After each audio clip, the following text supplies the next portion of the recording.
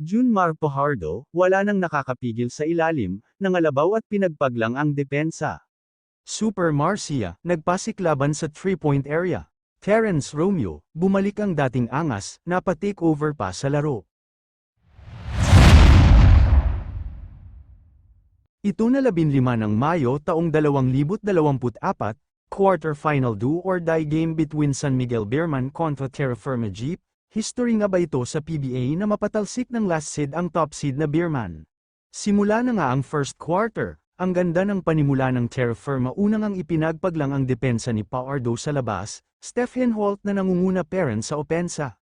Kumana nga ito agad ng 7 points. Pero hindi din makakalayo ang Terra Firma, sapagkat maaga din nagpapakita ng gila si CJ Perez, although pagbaba nga lang ng bola pabalik sa Terra Firma na iwanan nga lang siya ni Womi Chongson.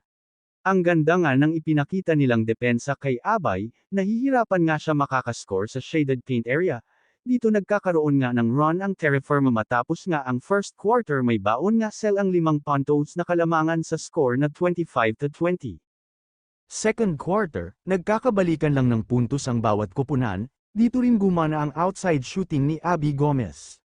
Mutotwa, bench player ng SMB, ay bigla rin nagpaparamdam sa court, maging si Terence Romeo nga nagsimula ng maghalimaw sa laro, kaya nga sa 3-point shot niya bahagya nga nakalamang sa Terra Firma.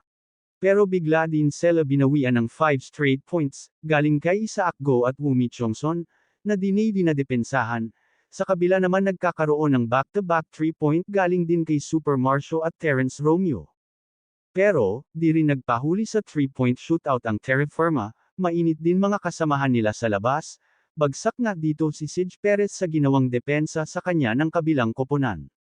Kaya nga dikit lang ang laban, pagkatapos ng first half sa score na 45-41. Panimula nga ng third quarter, ay agad naman nakuha ni Fajardo ang ritmo sa laro, kaya nakapagtala nga siya ng 2 puntos, bigla din bumulusok pataas ang 3-point shootout ni Super Marcio, naka-establish din agad sa ilalim si Fajardo. Umabot na nga sa double digit ang lamang ng SMB, nang may pasok ang sunod-sunod na layup ni Chris Ross. Dito nga nagpamalas pa ng highlight move si CJ Perez, in control na nga dito ang SMB sa laro di na nga nila madepensahan ang rumaragasang opensa ng mag-Beerman.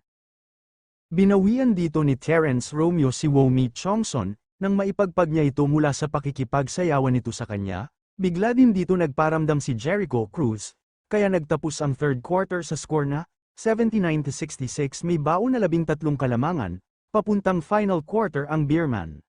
Fourth quarter, di pa rin makahanap ng big run ang kupunan ng Terra Firma, dahil nagpapalitan lang sila ng puntos sa SMB, Fajardo nga di na nila kaya pa madepensahan, ito ang sinasabi ni Fajardo nung una nilang talo, sa team na Terra Firma na abangan nila sa susunod na bakbakan at tumatawa lang.